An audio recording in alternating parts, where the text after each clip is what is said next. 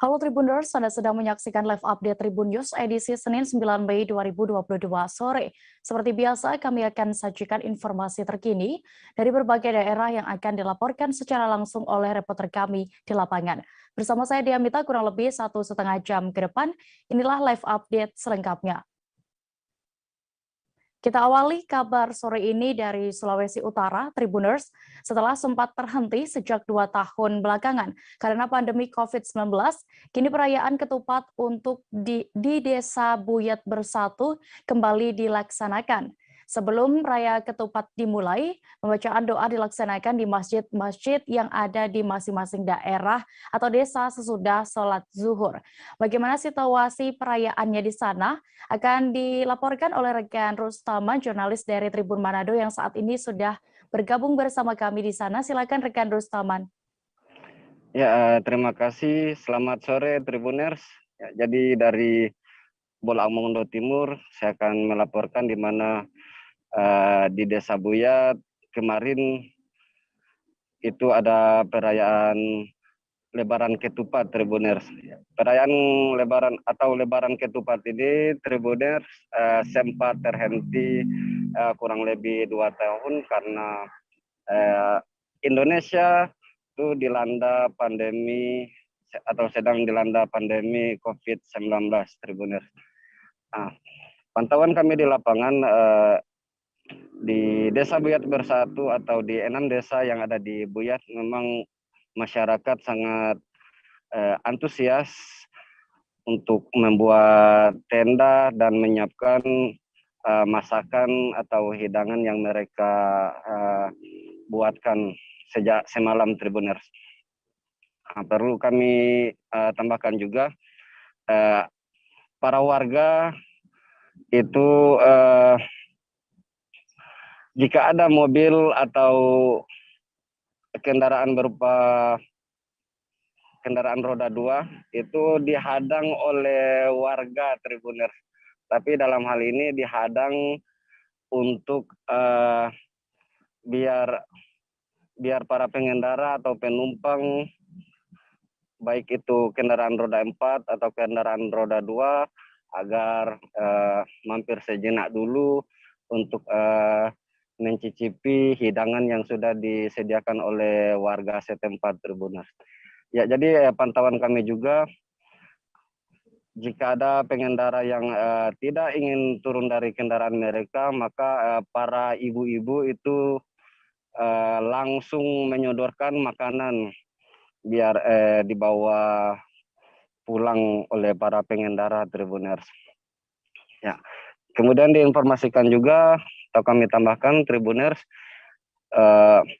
perayaan ketupat di Buyat Bersatu memang tidak seramai 2 tahun lalu Tribuners, karena kalau 2 tahun lalu itu sepanjang jalan Trans Sulawesi itu tenda-tenda yang atau stand untuk tempat makanan yang dibuatkan oleh warga itu cukup banyak. Tapi kemarin memang sedikit kurang karena memang pemberitahuan untuk pelaksanaan Hari Raya Ketupat agak sedikit terlambat Tribuners. Jadi warga mengira kalau perayaan Ketupat tidak akan dilaksanakan. Tapi ternyata perayaan Ketupat bisa dilaksanakan, tapi tetap harus mematuhi protokol kesehatan Tribuners. Ya. Kemudian perlu saya tambahkan juga Tribuners, jadi jalan raya yang ada di Desa Buyat Bersatu sempat mengalami kemacetan itu kurang lebih 1 jam itu mengalami kemacetan karena antrian panjang kendaraan baik roda 4 atau roda 2 cukup padat karena memang kemarin bertepatan dengan hari terakhir libur panjang Tribuners. Makanya kendaraan roda 4 atau kendaraan roda 2 yang menuju ke pantai itu pulang berbalik atau pulang untuk ke rumah masing-masing. Sesampai di Desa Buyat memang cukup padat Tribuners. Ya, kemudian kami pantauan kami di lapangan itu para pengunjung bukan hanya dari Desa Buyat atau warga setempat, tapi ada juga dari beberapa daerah dari Minahasa Tenggara, kemudian ada dari Manado, Kota Mobagu, dan dari Bitung juga ada. Kemudian ada dari Pulau Mongondo Selatan dan sebagainya, Tribuners. Ya, jadi menurut warga, perayaan ketupat ini memang silaturahim secara umum, Tribuners. Jadi siapa saja warga, baik dia tidak mengenal ras, siapa saja dia itu dihadang oleh warga untuk singgah atau mampir dulu sejenak untuk mencicipi makanan yang mereka sudah sediakan, Tribuners. Ya, demikian dulu Tribuners. Kita kembali ke studio dari Bolang Mongondo Timur. Baik, terima kasih rekan Rustaman untuk laporan Anda. Selamat kembali bertugas. Puncak arus mudik di Bandara Internasional Sultan Hasanuddin Makassar terjadi sejak Minggu 8 Mei 2022 kemarin. Ribuan penumpang terlihat memadai area keberangkatan check-in, kemudian ruang tunggu dan juga area kedatangan. Selengkapnya terkait situasi di Bandara Sultan Hasanuddin akan dilaporkan oleh reporter dari Tribun Timur, ada rekan Nurul Hidayah yang saat ini sudah bergabung bersama kami. Silakan dengan informasi Anda. Selamat sore Tribuners. Baik Tribuners, Bandara Internasional Sultan Hasanuddin di Makassar masih tetap ramai hingga Senin pagi tadi, walaupun puncak arus mudik telah berlalu pada minggu kemarin. Nah, dari data yang berhasil kami peroleh, pada puncak arus balik kemarin, Tribuners, itu jumlah penumpang mencapai 37.063 orang, dan jumlah ini diketahui meningkat sekitar 44% jika dibandingkan pada tahun 2020 yang hanya 25.649 orang. Nah, tak hanya itu, sebelumnya pihak Angkasa Pura juga menyebutkan mereka memprediksi bahwa pada puncak arus balik ini jumlah penumpang di Bandara Internasional Hasanuddin itu hanya berkisar sekitar 35.000, namun ternyata tembus menjadi 37.000 penumpang pada hari Minggu kemarin, Tribuners. Nah, tak hanya penumpang, pergerakan pesawat pun mengalami peningkatan sekitar 13,2%. Dari yang pada tahun 2021 itu hanya 227 pesawat, kemudian meningkat menjadi 257 pesawat pada puncak arus balik kali ini, Tribuners.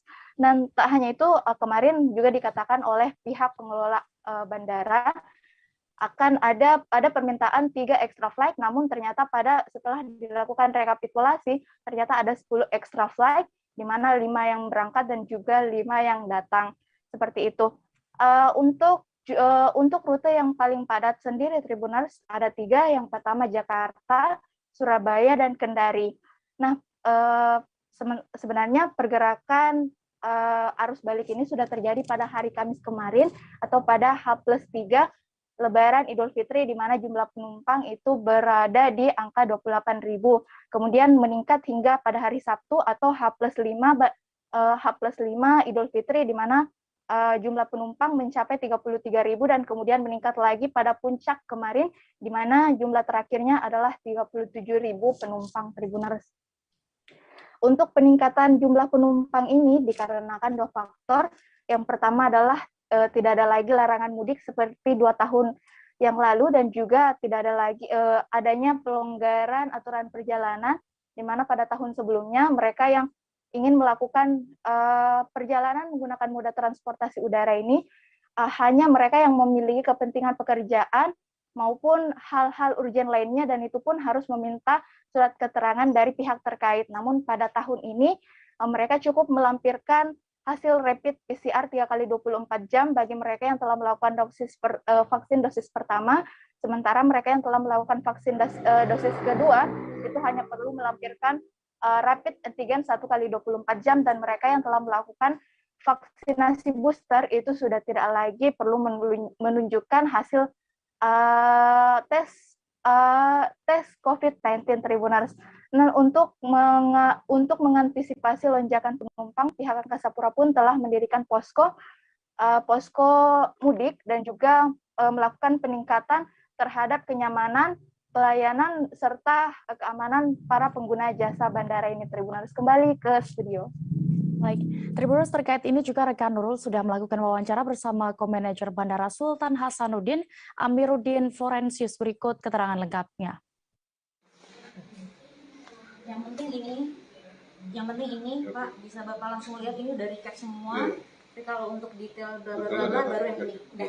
Yang penting itu aja, Pak. Oke. Pak, pada puncak arus balik ini gimana Pak pergerakan penumpang di Bandara Siam sendiri? Ya, betul sekali teman-teman. Tentunya ini adalah yang kita prediksikan kemarin adalah hari ini puncak arus balik tanggal 8 hari Minggu, ya, puncak arus balik. Nah, artinya apa? Tingkat antisipasi kita juga harus lebih bagus lagi karena ini diprediksi mungkin bisa 35.000 ya. 35.000, jadi datang dan berangkat 35.000. Namun secara PAX meningkat ya dari tahun kemarin meningkat 19,5% ya meningkat. Namun dari sisi pesawat malah turun nih minus 0,08. Artinya apa? Pesawat yang reguler ini seatnya penuh. Ya, artinya apa? Di situ indikasi bahwa seatnya penuh terus pesawatnya. Nah, kita Bandar Udara tentunya memastikan bahwa seluruh pengguna jasa yang arus balik ini teratasi, terlayani dengan baik. Arus balik pemudik Lebaran dari luar daerah menuju Pulau Bangka mulai ramai. Setidaknya pergerakan penumpang yang kembali dari Pulau Jawa dan Pulau Belitung ke Pulau Bangka melalui pelabuhan Pangkal Balam kini meningkat. Selengkapnya terkait situasi di sana akan dilaporkan rekan Cepi Marlianto, reporter dari Bangka Pos yang sudah bergabung bersama kami. Silakan dengan informasi Anda. Baik, terima kasih rekan Dea dan Tribuners. Memang arus balik pemudik Lebaran dari luar daerah menuju Pulau Bangka memang mulai ramai sejak H+3 hingga hari ini. Di mana memang setidaknya pergerakan penumpang yang kembali dari Pulau Jawa dan Pulau Belitung dan Kepulauan Riau yang kembali ke Pulau Bangka melalui Pelabuhan Pangkal Balam dan Pelabuhan Belitung, Kabupaten Bangka memang terus menunjukkan peningkatan. Berdasarkan data dan keterangan yang kami peroleh dari Kepala Subseksi Lalu Lintas Angkutan Laut, Kantor Kesah Bandaran dan Otoritas Pelabuhan KSOP Pangkal Balam, Feriansah mengatakan memang sejak H+3 hingga H+5 kemarin setidaknya terjadi lonjakan penumpang yang cukup signifikan. Hal itu sesuai dengan prediksi dari KSOP sendiri, di mana memang lonjakan arus balik pemudik akan terjadi sejak tanggal 6, 7, dan 8 Mei 2022. Setidaknya sudah sekitar 11.178 orang yang telah menyeberang dan tiba di Pelabuhan Pangkal Balam dan Pelabuhan Belitung, Kabupaten Bangka. Di mana berdasarkan data dari KSOP sendiri, setidaknya dari total tersebut, setidaknya ada sekitar 5.066 orang penumpang yang tiba dari Pelabuhan Tanjung Priuk, kemudian Pelabuhan Tanjung Pandan, dan Pelabuhan Tanjung Pinang, Kepulauan Riau. Hal itu berarti masih ada sekitar 20.508 orang yang belum kembali ke Pulau Bangka setelah pada arus mudik kemarin. Setidaknya ada sekitar 25.574 orang yang meninggalkan Pulau Bangka, sedangkan penumpang yang berangkat dari Pelabuhan Pangkal Balam menuju ke 3 pelabuhan yang saya sebutkan tadi, pada per hari Minggu kemarin setidaknya ada sekitar 6.112 orang yang telah melakukan perjalanan. Itu berarti masih ada sekitar 11.286 orang yang mudik ke Pulau Bangka dan belum melakukan arus balik menuju 3 daerah yang saya sebutkan tadi seperti Tanjung Priok Jakarta, kemudian Tanjung Pandan Belitung, dan Tanjung Pinang Kepulauan Riau. Selain itu memang sejak H+3 kemarin setidaknya tercatat sekitar 739 orang yang datang dan berangkat dari Pelabuhan Pangkal Balam, kemudian pada hari Jumat tercatat sekitar 610 orang, dan pada hari Sabtu sekitar 729 orang, dan pada hari Minggu kemarin sekitar 700 orang. Di mana pada 4 hari tersebut arus penumpang dapat dikategorikan padat, di mana memang itu setelah sebelumnya pemerintah meniadakan ataupun melarang masyarakat untuk melakukan mudik pada 2 tahun terakhir. Di mana memang berdasarkan total tersebut jumlah pemudik ataupun pemudik yang melakukan arus balik memang didominasi pemudik yang menuju Tanjung Pandan Belitung, di mana memang dari kapasitas kapal yang telah disediakan sekitar 400 orang memang per harinya kapal cepat yang melayani rute dari Pelabuhan Pangkal Balam menuju Pelabuhan Tanjung Pandan Belitung terisi sekitar 370 orang atau dengan load kapasitas sekitar 95%, di mana memang dalam sehari satu jenis kapal cepat dioperasikan dari Pelabuhan Pangkal Balam menuju Tanjung Pandan Belitung, di mana memang untuk untuk operasi kapal roll on roll off sendiri memang tercatat sejak mulai H+3 hingga kemarin, artinya ada sekitar 430 orang yang berangkat dari Pelabuhan Pangkal Balam menuju Pelabuhan Tanjung Priuk, Jakarta setiap harinya. Di mana memang untuk KSP Pangkal Balam sendiri menyediakan 10 armada untuk mengantisipasi arus balik pemudik hingga H+15 Lebaran mendatang atau sampai tanggal 18 Mei 2022. Selain itu juga KSOP juga menyediakan beberapa posko, di mana satu posko tersebut posko untuk pemudik, di mana memang di dalam posko tersebut terdapat pelayanan kesehatan, kemudian rapid antigen dan vaksinasi. Hal itu diharapkan bagi masyarakat yang belum melakukan vaksinasi ataupun belum melakukan tes PCR untuk melakukan perjalanan mudik dapat terlayani langsung di posko tersebut. Begitu rekan Dea, kembali ke studio. Baik, terima kasih rekan CP Marlianto untuk laporan Anda dari Pulau Bangka. Selamat kembali bertugas. Kita beralih ke DKI Jakarta, Tribuners. Aksi para pesepeda roda, aksi para pesepatu roda yang melintas di Jalan Gatot Subroto, Jakarta Pusat tengah menjadi perbincangan oleh warganet di media sosial. Aksi tersebut lantas mendapat protes dari warga sekitar yang lewat. Pasalnya hal itu dinilai mengganggu pengguna jalan lainnya. Terkait fakta dari aksi pesepatu roda ini di jalanan Jakarta akan dilaporkan oleh Dionysius Arya Bima Suci yang sudah bergabung bersama kami. Silakan rekan Dion. Ya, terima kasih dia. Ya, Tribuners, jadi memang viral di media sosial sekelompok orang yang tengah asik bermain roller skate atau sepatu roda di Jalan Gatot Subroto. Dari video yang beredar di media sosial, tampak mereka asik bermain skate atau sepatu roda di tengah jalan tersebut. Aksi mereka pun sempat mengganggu kendaraan lain yang berada di belakang mereka. Sebuah mobil pun terlihat kesulitan ketika hendak menyalip rombongan ini. Dongkol dengan hal ini, mobil tersebut dan beberapa kendaraan lain juga membunyikan klaksonnya. Hal ini pun mendapat tanggapan beragam dari masyarakat. Wakil Gubernur DKI Jakarta Ahmad Riza Patria pun menyebut aksi mereka cukup arogan. Aksi mereka pun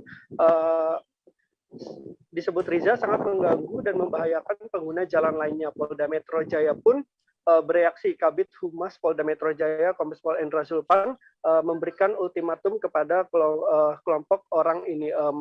Ia menyebut pihak kepolisian bakal memberikan sanksi bila mereka kembali berulah bermain skate di tengah jalan.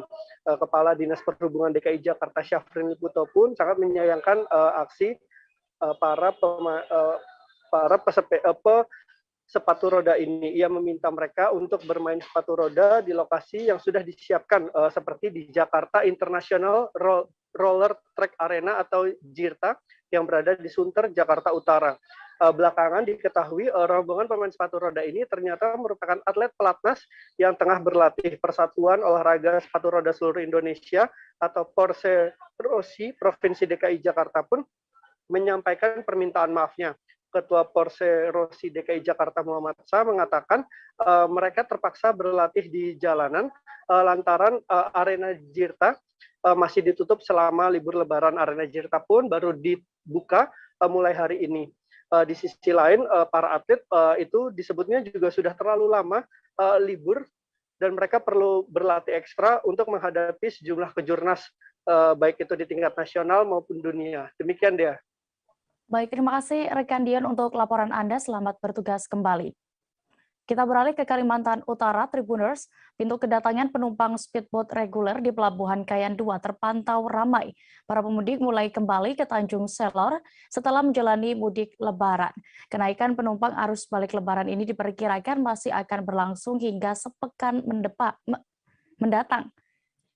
Selengkapnya akan dilaporkan rekan Maulana Ilhami Faudi, reporter dari Tribun Kaltara yang saat ini sudah bergabung bersama kami. Silakan rekan Faudi. Baik rekan Dea dan Tribuners, dapat dilaporkan memang sejak hari Jumat kemarin atau H+5 Lebaran, jumlah penumpang yang tiba kembali ke Pelabuhan Kayan 2 di Tanjung Selor itu lebih tinggi dibandingkan jumlah penumpang yang berangkat atau keluar dari Tanjung Selor. Ini menandakan arus balik Lebaran sudah mulai terjadi sejak hari Jumat lalu dan puncaknya terjadi pada hari Minggu kemarin, di mana tercatat sebanyak 965 penumpang kembali tiba di Tanjung Selor, sedangkan untuk penumpang yang berangkat hanya ada sekitar 750 penumpang saja. Pihak Gapasda Kaltara memperkirakan memang arus balik Lebaran ini masih akan terjadi hingga sepekan ke depan, mengingat memang pada momen Lebaran kali ini tidak ada lagi aturan mengenai pembatasan mobilitas masyarakat, khususnya yang menjalani mudik Lebaran. Selain itu, pihak Gapasda Kaltara juga menyampaikan dengan tidak adanya pembatasan mobilitas seperti mudik pada tahun ini, para pengusaha speedboat juga merasakan dampak positif, yakni omset usahanya naik cukup signifikan, bahkan mencapai 80% jika dibandingkan dengan Lebaran tahun-tahun lalu atau di masa pandemi COVID-19.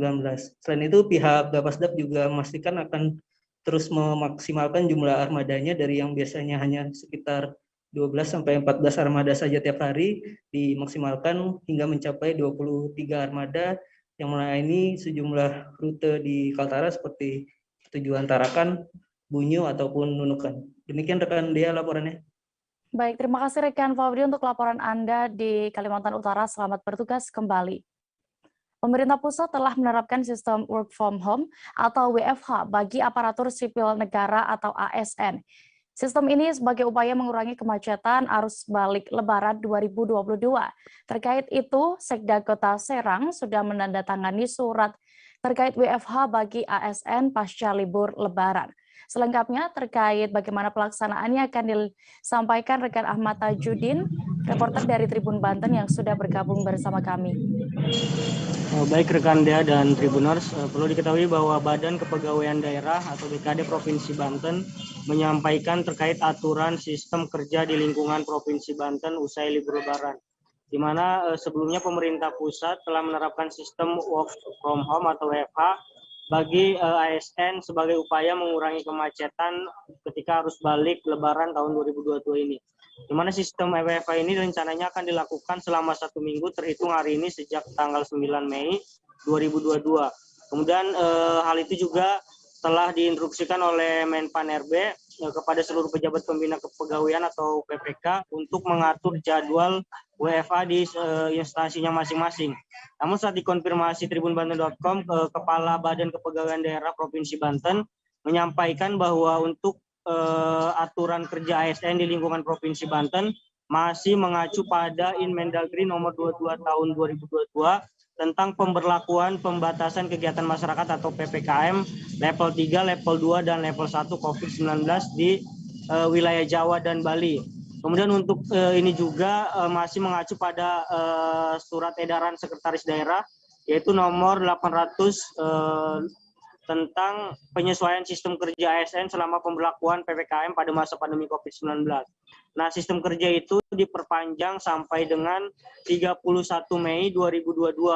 Dijelaskan oleh Nana sendiri selaku Kepala BKD, untuk aturan WFH dan WFO itu di sejumlah instansi sudah diatur dalam SE tersebut, dikarenakan untuk Pemprov Banten berada di wilayah Kota Serang dan Kota Serang berada di wilayah level 3, sehingga aturannya sendiri menyesuaikan dengan aturan PPKM level 3. Untuk aturan PPKM level 3 ini pelaksanaan kegiatan pada sektor non esensial diberlakukan maksimal 50% WFO dan 50% WFH. Sehingga untuk mudik lebaran ini bagi OPD-OPD yang telah diterapkan WFH bisa melaksanakan WFH-nya di rumahnya masing-masing terhitung sejak tanggal hari ini. Kemudian untuk OPD lainnya masih mengikuti dengan arahan sesuai dengan instruksi dari OPD-nya masing-masing yang telah diatur menyesuaikan sesuai dengan SE Sekda Provinsi Banten dan juga Inmedagri tersebut ya. Baik, terima kasih rekan Ahmad Tajudin melaporkan dari Serang, Banten. Selamat kembali bertugas. Seorang selebgram asal Palembang, Sumatera Selatan bernama Aprianzi Sundana alias Ubey harus berurusan dengan pihak kepolisian. Pasalnya, selebgram itu terjerat kasus promosi situs judi online di akun Instagram pribadinya dengan keuntungan mencapai jutaan rupiah. Saat ini kami sudah terhubung dengan rekan Rahmat Kurniawan, reporter dari Tribun Sumsel yang siap dengan informasi lengkapnya. Silakan rekan Rahmat. Baik, terima kasih Dea. Jadi Tribun dapat kami informasikan bahwasannya Satuan Reskrim Polrestabes Palembang, tepatnya unit Ditsus, baru saja mengamankan seorang selebgram Palembang yang dikenal dengan nama Absenso atau UB. Dia ini telah mempromosikan situs judi online melalui Instastory akun Instagram pribadinya melalui media sosial. Dan awal kronologi penangkapan tersangka ini awal mulanya ketika anggota Pitsus yang tengah melakukan patroli cyber untuk media sosial telah menemukan akun Instagram milik selebgram Absenso ini telah mempromosikan situs judi online. Untuk situs judi online ini sendiri dari pengakuan selebgram Absenso yaitu telah mempromosikan situs judi online tersebut selama kurang lebih 1 bulan. Dari keuntungan yang ia dapatkan mempromosikan judi tersebut, ia dibayar 4 juta rupiah untuk 1 kali posting, dan setelah pengembangan ternyata 2 minggu setelah ia mempromosikan situs link itu, ia kembali menerima bayaran sebesar 400.000 rupiah dari seseorang yang menawarkannya untuk mempromosikan situs judi online. Dan memang untuk selebgram Absenso ini sendiri cukup dikenal di Kota Palembang dan cukup banyak pengikutnya, cukup berpengaruh juga, dan kini ia sudah diamankan untuk diperiksa lebih lanjut terkait situs judi online. Dari informasi terakhir yang kami himpun, polisi juga sedang mengejar siapa orang yang pertama kali menawarkan Absenso ini untuk mempromosikan situs judi online. Baik, terima kasih rekan Rahmat Kurniawan, dan berikut Tribuners hasil wawancara reporter kami bersama Kapolrestabes Palembang, Kombes Pol Muhammad Ngajib. Selengkapnya. Sudah berapa lama? Ya? 8 hari. 8 hari. Kamu Instagram Telegram ya? Telegram di Palembang? Iya. Ribuan pemudik memadati area kedatangan Terminal 2 Bandara Soekarno-Hatta. Antrean juga terjadi di lokasi pemesanan taksi dan mobil online tepat di depan terminal. Lalu lalang pemudik mendorong troli berisi koper, tas besar, dan kardus menjadi pemandangan umum di area bandara saat ini. Selengkapnya terkait situasi terkini di Bandara Suta akan dilaporkan reporter Warta Kota. Saat ini kami sudah terhubung dengan rekan Rifki Ibnu Masih. Selengkapnya, silakan rekan Rifki. Terima kasih Dea di studio, dilaporkan dari Bandara Internasional Soekarno-Hatta, Tangerang, Banten, bahwasanya puncak arus mudik terjadi di hari Minggu, 8 Mei 2022. Pada hari Minggu kemarin pula, Menteri Perhubungan Budi Karya Sumadi memantau langsung ke Terminal 2 Bandara Internasional Soekarno-Hatta.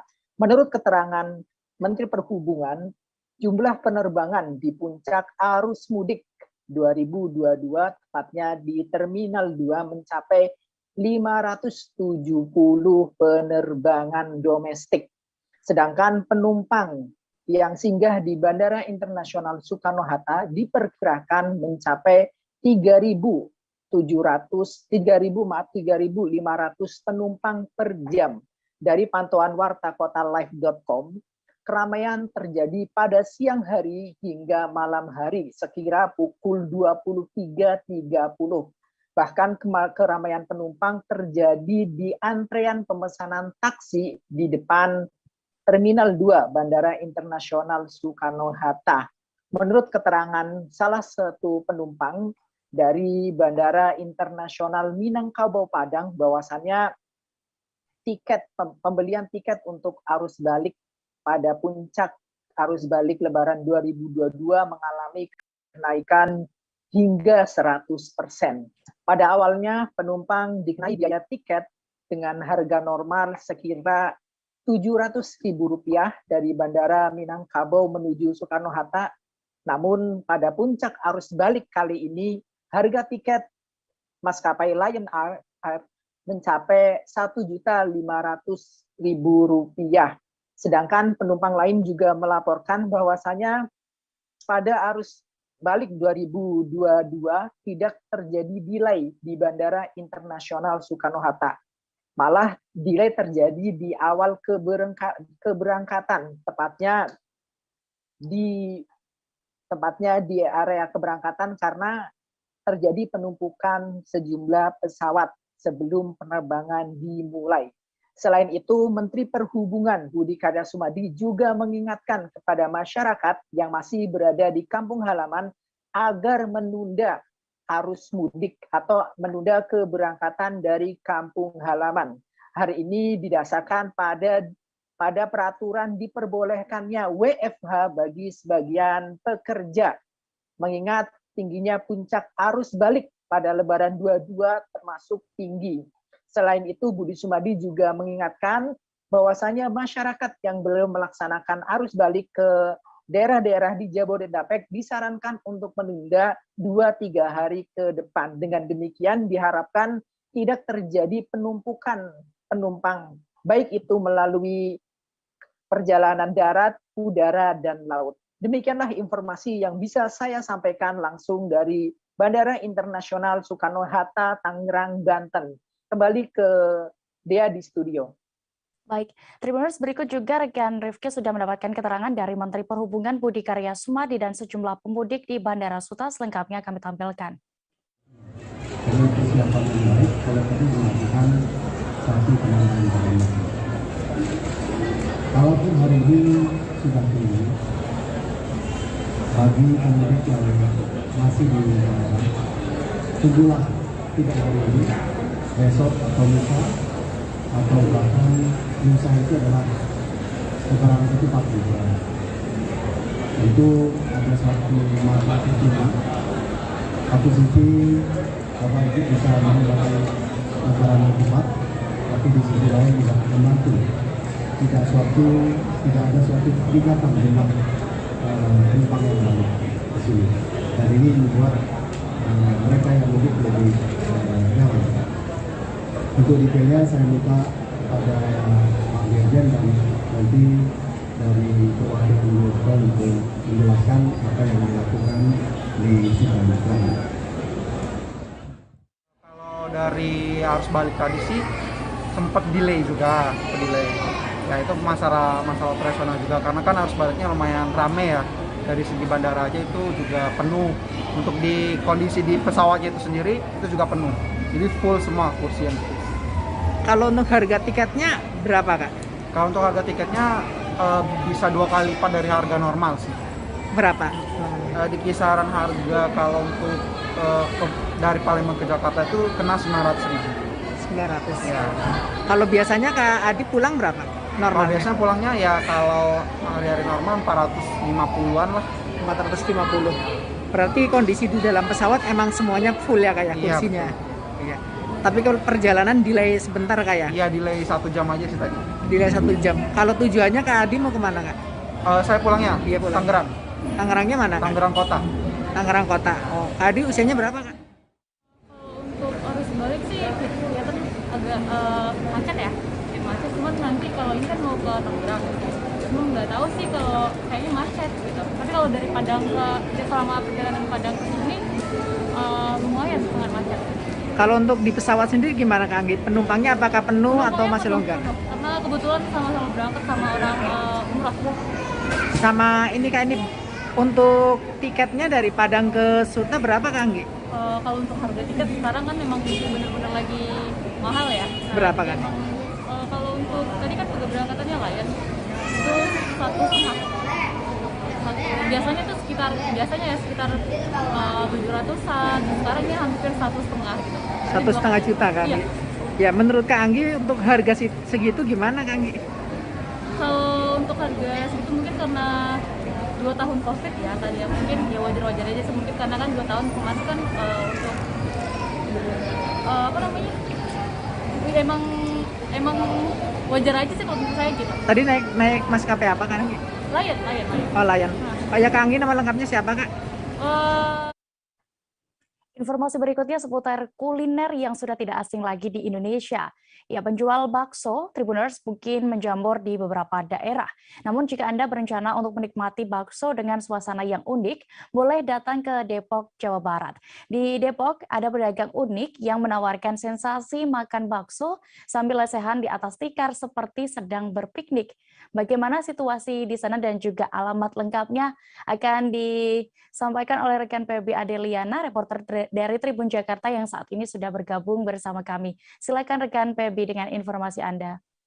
Ya, Tribuners, mungkin Anda adalah salah satu penggemar bakso nih. Kalau misalnya Anda ingin mencari destinasi wisata kuliner, khususnya bakso yang unik dan berbeda dari penjual bakso pada umumnya, boleh datang ke kawasan Depok. Tepatnya berada di Jalan Swadaya, Kampung Kaliandang, Kecamatan Bojongsari, Kota Depok, Jawa Barat. Nah, namanya adalah Bakso Golf Sawangan. Nah, kedai bakso ini memang unik karena berbeda dengan kedai bakso pada umumnya, yaitu menyuguhkan suasana bersantap dengan pengalaman duduk bersantai di atas tikar seperti sedang berpiknik bersama keluarga. Nah, kedai ini menjadi salah satu destinasi kuliner yang memang patut dicoba saat Tribun Jakarta datang berkunjung, tepatnya di hari Minggu tanggal 8 Mei kemarin. Memang suasana kedai bakso Golf Sawangan ini cukup ramai diburu pembeli. Bisa dilihat sejumlah pembeli begitu bisa duduk bersantai sambil bercengkrama menikmati udara segar di atas tikar bersama dengan keluarga, tentunya sambil menikmati semangkok bakso begitu. Nah, deretan mobil dan juga motor terlihat berderet begitu meramaikan jalan di sekitar kedai bakso ini. Nah, memang kedai bakso ini menjadi salah satu kedai bakso favorit yang cukup laris diburu pembeli begitu Tribuners. Nah, salah satu yang menjadi menu rekomendasi kalau misalnya berkunjung di sini ialah bakso iga dan juga bakso uratnya. Nah, bakso iga dan bakso urat di sini menjadi kedua menu yang cukup laris karena memang spesial begitu Tribuners. Namun selain itu bakso Golf Sawangan sendiri juga menawarkan banyak menu lain seperti ada bakso telur, kemudian juga ada bakso urat, bakso kuah pedas, dan juga mie ayam tentunya dengan harga yang terjangkau. Nah, untuk menu bakso uratnya sendiri itu dibanderol harga 15 ribuan. Kemudian juga ada bakso urat telur yang harganya 20 ribu, bakso telur 15 ribu, dan juga bakso iganya nih yang jadi menu favorit itu harganya 25 ribu Tribuners. Dan selain itu ada juga menu mie ayam yang harganya dibanderol mulai dari 12 ribuan. Nah, saya sudah mencoba secara langsung nih menu rekomendasi yang ada di sana, yaitu menu bakso iganya yang harganya terjangkau, itu 25 ribuan sudah disajikan lengkap bersama dengan mie, kemudian juga ada sayuran dan juga 2 bakso kecilnya. Nah, bakso iga di sini kenapa sangat direkomendasikan, karena selain dari cita rasanya yang segar dan enak, bakso iganya sendiri juga berukuran besar, namun memiliki daging yang cukup padat dan juga empuk begitu Tribuners. Nah, ini untuk harga 25 ribu boleh dibilang sangat mengenyangkan dan juga direkomendasikan begitu ya. Nah, bagi Tribuners yang mau coba bisa datang langsung ke Bakso Golf Sawangan ini yang ada di Jalan Swadaya, Kecamatan Bojongsari, Kota Depok. Tentunya di hari Senin, Rabu, Kamis, Jumat, Sabtu, dan Minggu. Karena di hari Selasa kedai tersebut tutup di jam buka mulai dari pagi, kisaran pukul 9 pagi mereka sudah mulai buka hingga pukul sekitar jam 5 sore begitu. Dea, kembali ke studio. Baik, terima kasih rekan PB Adeliana untuk laporan Anda. Selamat bertugas kembali. Kita beralih ke Sulawesi Utara, Tribuners. Seseorang lelaki bernama Gabriel Lantu ditemukan meninggal dunia di pantai Tasik Ria, Mokupa Tombariri, Minahasa. Jenazah Gabriel kini telah disemayamkan di rumah dukanya di Jalan Gunung Potong, Sindulang, Tuminting, Manado. Terkait kronologi kejadian ini dan juga bagaimana situasi di sana akan dilaporkan rekan Iswara Salfitri, reporter dari Tribun Manado yang sudah bergabung bersama kami. Silakan rekan dengan informasi Anda. Ya, selamat sore Dea dan Tribuners. Jadi seorang lelaki bernama Gabriel Lantu ditemukan meninggal dunia saat berenang di pantai Tasik Ria, Minahasa, Sulawesi Utara. Nah, kalau berdasarkan keterangan dari sang ibu, yaitu Vera, ibu dari Gabriel sendiri mengatakan bahwa ia sendiri masih belum mengetahui dengan pasti kronologi jelasnya seperti apa. Karena saat itu Gabriel pergi bersama teman-teman gerejanya dan memang ada acara gereja seperti itu. Lalu ibu dari Gabriel sendiri terakhir melihat anaknya pada saat keluar rumah itu pada hari Minggu. Ia mendapatkan kabar bahwa anaknya telah meninggal dunia di pantai Tasik Ria seperti itu. Nah, sebelumnya Gabriel sendiri sempat dirawat di Rumah Sakit Alui di daerah Kalasei, Minahasa, namun pada hari ini, hari Senin tanggal 9, itu sudah disemayamkan di rumah dukanya dan rencana akan dimakamkan pada hari Rabu besok, tanggal 11 Mei 2022, karena masih harus ada serangkaian ibadah duka. Seperti itu, Dea. Baik, terima kasih rekan Iswara untuk laporan Anda. Selamat kembali bertugas. Tribuners, kami masih akan kembali dengan informasi menarik lainnya. Tetaplah di live update Tribun News. Bentar lagi Lebaran. Siapa nih yang udah siap-siap mudik Lebaran?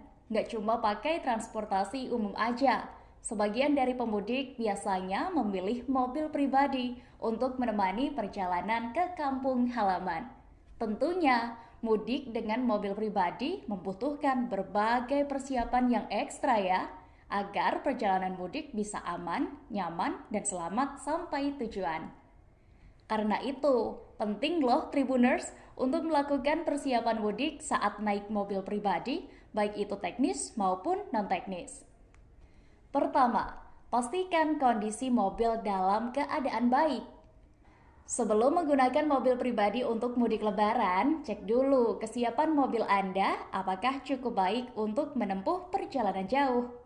5 aspek ini penting loh buat kamu cek. Di antaranya adalah lampu, ban, suspensi, serta cairan pada mesin seperti oli, air radiator, air aki, minyak rem, dan lainnya. Pemudik juga perlu mengecek fitur keamanan pada mobil masing-masing berfungsi dengan baik. Fitur keamanan pada mobil tersebut antara lain airbag, alat pendeteksi titik buta atau blind spot detector, sabuk pengaman atau seatbelt, dan lainnya. Kedua, persiapkan jadwal perjalanan. Jadwal perjalanan berfungsi untuk membuat perjalanan mudik Anda lebih tertata. Jadwal perjalanan bisa meliputi rencana titik pemberhentian untuk beristirahat selama perjalanan. Ketiga, jangan lupa beristirahat.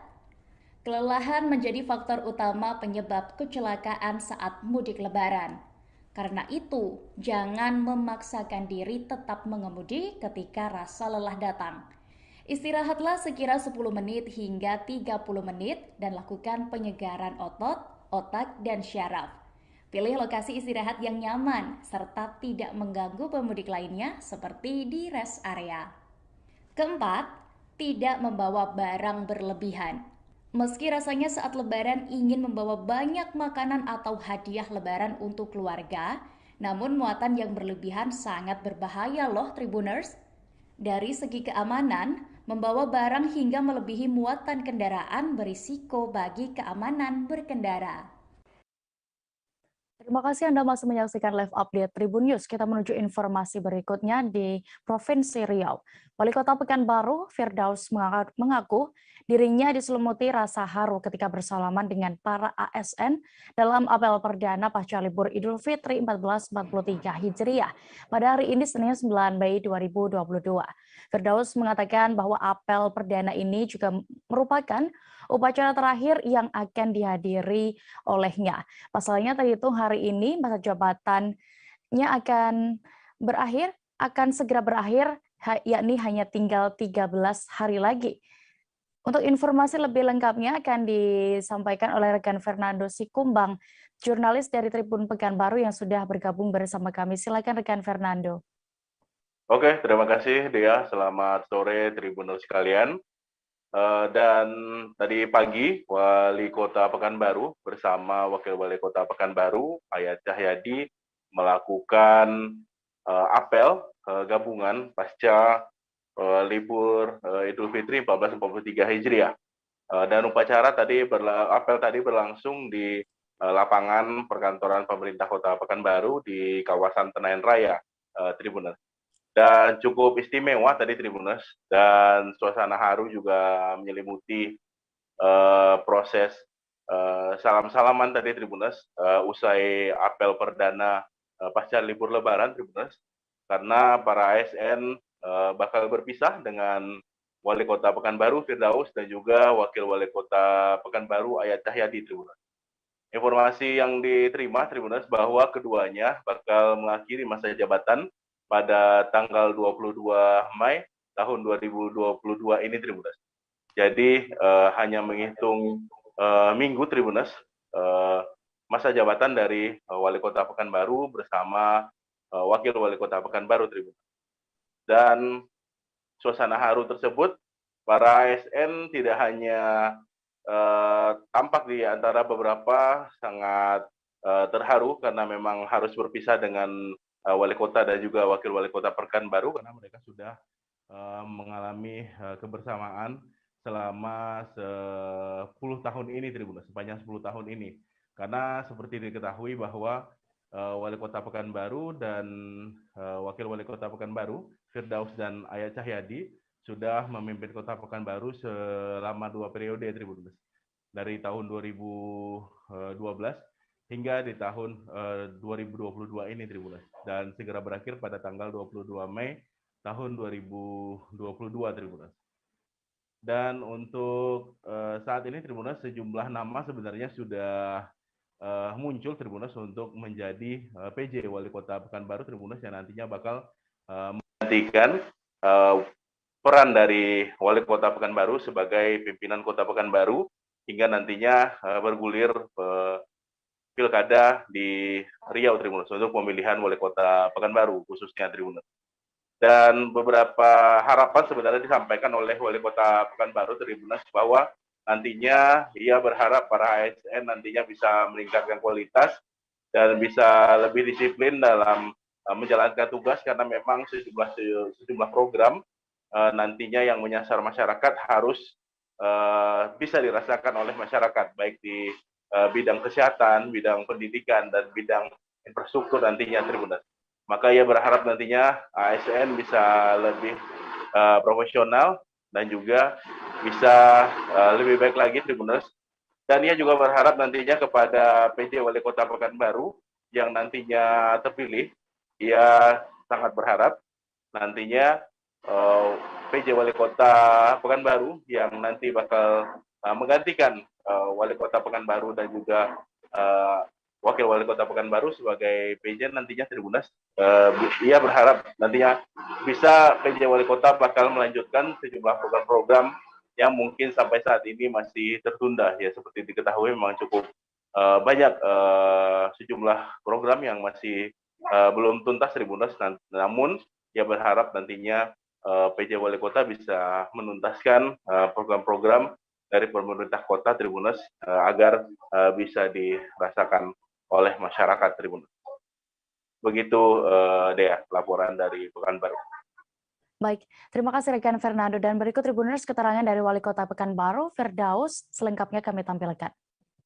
Ini adalah upacara terakhir yang kami hadiri berdua.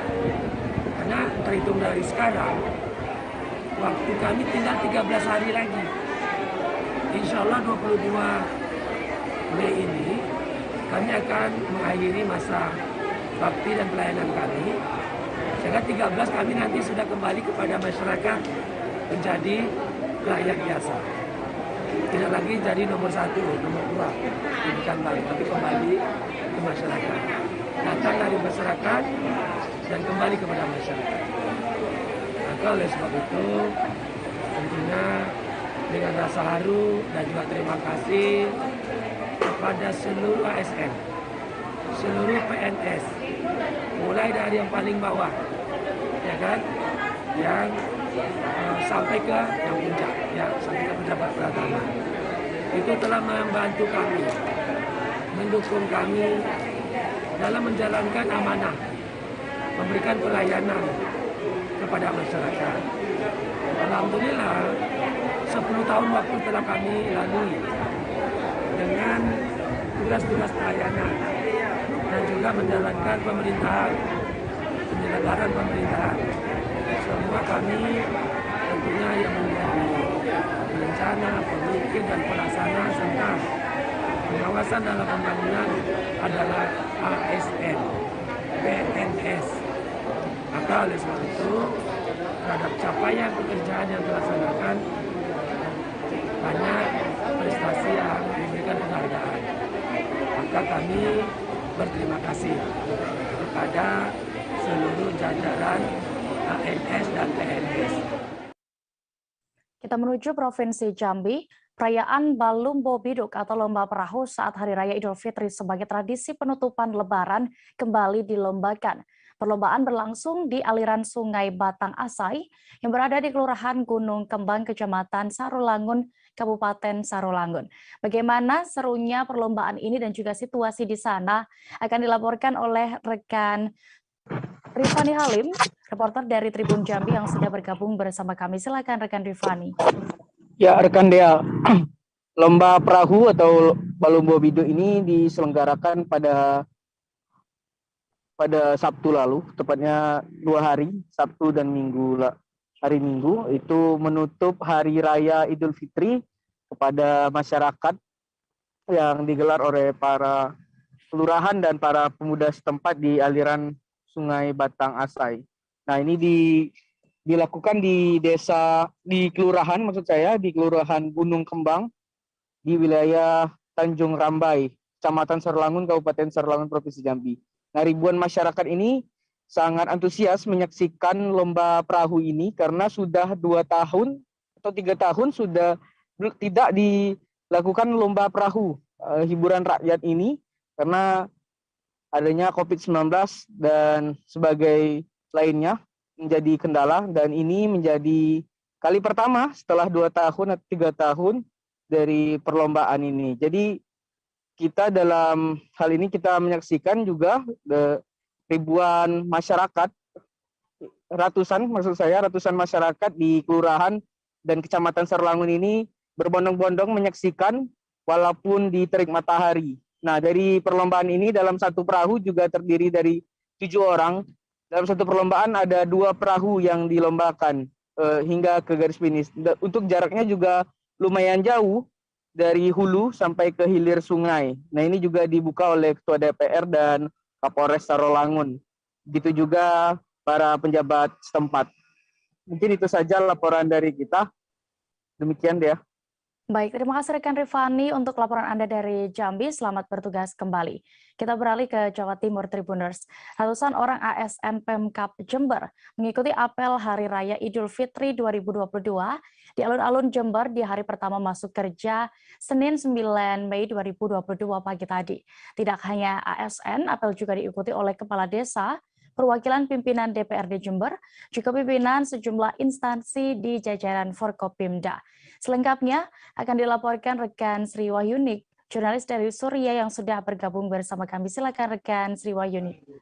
Ya, selamat sore Dea dan juga Tribuners. Ya, hari ini Senin 9 Mei 2022 merupakan hari pertama masuk kerja setelah libur panjang Lebaran Idul Fitri 2002 kemarin. Hari ini ratusan aparatur sipil negara ASN Pemkab Jember yang dipimpin oleh Bupati Jember Hendy Siswanto menggelar apel Hari Raya Idul Fitri di alun-alun Jember. Dan ini diikuti oleh ratusan orang sehingga karena dilakukan di alun-alun. Kenapa ada ratusan orang? Karena memang ada perwakilan dari kepala desa dan lurah itu yang jumlahnya lebih dari 200 orang, kemudian juga ada diikuti oleh camat yang jumlahnya 31 orang camat, kemudian juga ada perwakilan dari kepala puskesmas, perwakilan dari kepala sekolah dasar maupun sekolah menengah pertama, SMP, juga tentunya pejabat eselon 3 dan 4 ya, kepala organisasi perangkat daerah, kemudian juga kepala seksi dan kepala bidang di sejumlah OPD di pemerintah Kabupaten Jember. Dan Bupati Hendy menjadi pemimpin upacara di apel Hari Raya Idul Fitri ini. Apel Hari Raya Idul Fitri juga diikuti oleh pimpinan sejumlah instansi yang tergabung dalam forum pimpinan daerah ya, itu dari sejumlah instansi jajaran samping seperti Kapolres, kemudian ada juga Komandan Kodim 0824 Jember. Dan dalam pidatonya tadi, Bupati Hendy itu berpesan kepada ASN Pemkab Jember untuk di tahun 2022 ini ada sejumlah poin penting yang harus segera dilakukan oleh ASN Pemkab Jember, yakni kerja konkret dan juga kerja secara bergotong royong. Kerja konkret yang tadi dicontohkan oleh Bupati Hendy diantaranya adalah optimalisasi layanan kepada masyarakat Jember. Satu diantaranya persoalan vaksin. Jadi karena memang vaksinasi COVID-19 ini merupakan hal yang wajib, yang harus dilakukan, yang harus didapatkan oleh masyarakat Jember, sehingga ASN Pemkab Jember tentunya harus memberikan layanan itu, selain juga layanan publik kepada masyarakat Jember. Selain itu juga kerja gotong royong yang dimaksud oleh Bupati Jember itu adalah sinergi dan kolaborasi dengan sejumlah ada unsur di samping seperti pemerintah Provinsi Jawa Timur dan juga pemerintah desa. Tadi Bupati Hendy mencontohkan seperti pembangunan jalan itu tidak bisa hanya dilakukan oleh Pemkab Jember yang memakai APBD Jember, tapi juga bisa bersinergi dengan Pemprov Jatim melalui APBD pemerintah Provinsi Jawa Timur. Begitu juga dengan pembangunan di desa itu yang bisa bersinergi dengan alokasi dana desa maupun dana desa yang dimiliki oleh pemerintah desa. Jadi tadi Bupati Hendy memang berpesan kepada ASN untuk di tahun 2022 ini melakukan kerja konkret dan juga bergotong royong. Selain itu juga fokus di tahun 2022 ini adalah pemulihan ekonomi setelah 2 tahun kemarin pandemi menghajar Jember dan ini berpengaruh kepada perekonomian di Kabupaten Jember. Selain itu juga tadi ada tambahan juga dari kepegawaian daerah ya, di kepegawaian daerah pemerintah Kabupaten Jember bahwa di hari pertama masuk kerja ini seluruh ASN Pemkab Jember harus masuk semua, dan ketika tidak masuk itu harus memiliki izin. Ketika tidak memiliki izin tentunya akan mendapatkan sanksi sesuai dengan peraturan yang sudah diatur oleh pemerintah. Begitu Dea dan juga Tribuners, laporan dari Jember, Jawa Timur.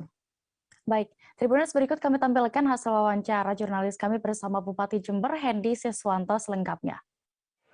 Momentum luar biasa hari ini, kesempatan kita menyampaikan bahwa tidak bupati dan wakil bupati tidak ini segala-galanya bisa menyelesaikan persoalan. Yang jelas dalam kepemimpinan sampai Ramadan, Lebaran lagi sekarang ini tentunya apa yang sudah dihasilkan, apa yang dikerjasamakan tentunya banyak kekurangan dan kekurangan ini, dan di event inilah kesempatan untuk kami mohon maaf lahir batin kepada semua, termasuk karyawan Pemkab Jember, terutama instansi terkait yang lain, juga kepada masyarakat. Inilah event yang luar biasa bahwa kita kurang. Dan yang kedua, pesan yang kedua kami di kesempatan kalau sudah kita bermanfaat ini, segera kita akan meningkatkan lagi kinerjanya, tapi kinerja yang konkret langsung bisa dirasakan masyarakat untuk melayani kepada masyarakat, tentu yang lebih bagus lagi. Tentunya kolaborasinya ini harus dilakukan bukan Pemkab saja. Pemkab ini harus bekerja sama juga dengan instansi terkait lainnya dan masyarakat. Kekuatan swadaya masyarakat harus dikolaborasikan dengan APBD dan APBN. Dan ini kalau ini bersinergi bareng bersama-sama, ya ada integrasi di situ, tentunya pembangunan langsung nyata, langsung bisa didapatkan. Ya, satu contoh sekarang ya, satu kegiatan ini teman-teman dari OPD harus ada kolaborasi sinergi dengan teman provinsi. Contoh pembuat jalan ya, kita membuat jalan yang bagus, tapi saluran kiri kanan kan harus perbaiki juga. Konektivitas dengan jalan nasional, jalan provinsi harus ada informasi di situ, hubungan, sehingga tidak sampai putus pekerjaan itu. Nah, seperti itulah yang harus kerjasamakan. Untuk daerah, di masyarakat, swadaya masyarakat, kita tidak mungkin bisa menyelesaikan semuanya secara langsung. Itu perlu ada gotong royong masyarakat dengan anggaran DD dan ADD. Ya, kerjasama kerja bakti antar masyarakat, gotong royong di situ. Asisten perusahaan sawit PT CNIS menjadi korban pembunuhan diduga dilakukan oleh ninja sawit atau pencuri sawit pada Jumat 6 Mei 2022 lalu. Korban ditemukan tewas bersimbah darah di Dusun Malam 1, Mukok, Kabupaten Sanggau, Kalimantan Barat. Setelah melakukan serangkaian penyelidikan dan penyidikan, polisi akhirnya berhasil menangkap terduga pelaku pembunuhan. Selengkapnya terkait kasus ini akan dilaporkan oleh rekan Henry Cornelius, reporter dari Tribun Pontianak yang sudah bergabung bersama kami. Silakan rekan Henry. Ya, selamat sore Dea dan juga Tribuners. Dapat kami sampaikan bahwa tadi siang Wakapolres Sanggau Kompol Noprial Alberti Kombo didampingi Kasat Reskrim Polres Sanggau AKP Sulastri dan juga Kapolsek Muko Ibda Suharyanto menggelar press release pengungkapan kasus pembunuhan dan pencurian sawit yang terjadi di Dusun Malan 1, Desa Kedukul, Kecamatan Muko, Kabupaten Sanggau, Kalimantan Barat. Dalam kasus pembunuhan dan pencurian sawit ini, polisi menetapkan 6 tersangka. Nah, di antaranya tersangka kasus pembunuhan itu 1 orang, yaitu inisial D, dan tersangka kasus pencurian sawit itu 5 orang, inisial EW, S, J, YP, dan FM. Untuk kronologis kejadian dijelaskan Wakapolres Sanggau Kompol Noprial Alberti Kombo, yaitu pada Jumat tanggal 6 Mei 2022 sekira pukul 16.30 WIB, Polsek Muko telah mendapatkan laporan bahwa telah meninggal dunia asisten di PT CNIS inisial DS di Kebun Karet dekat Blok D28 Divisi 3 PT CNIS yang berlokasi di Dusun Malan 1, Desa Kedukul, Kecamatan Muko, Kabupaten Sanggau, Kalimantan Barat. Nah, kemudian tim gabungan dari Polres Sanggau dan Polsek Muko melakukan olah TKP. Hasil olah TKP dan keterangan dari saksi-saksi bahwa adanya peristiwa pencurian buah kelapa sawit di Blok D28. Nah, kemudian tim gabungan melakukan pengembangan dan berhasil mengamankan pelaku tindak pidana pencurian yang berjumlah 5 orang, yaitu EW, S, J, YP, dan MM. Kemudian pada Sabtu tanggal 7 Mei 2022 sekira pukul 14.00 WIB, dari hasil keterangan pelaku pencurian, pada saat melakukan pencurian mereka tertangkap tangan oleh korban DS tadi. Nah, kemudian pelaku pencurian yang berjumlah 5 orang meninggalkan TKP dan 1 tersangka D berhasil diamankan oleh korban DS, dan pada saat diamankan tersangka D ini melakukan perlawanan hingga menyebabkan korban meninggal dunia. Setelah kejadian, tersangka D ini melarikan diri dan berhasil diamankan pada Minggu tanggal 8 Mei 2022 sekira pukul 7.00 WIB.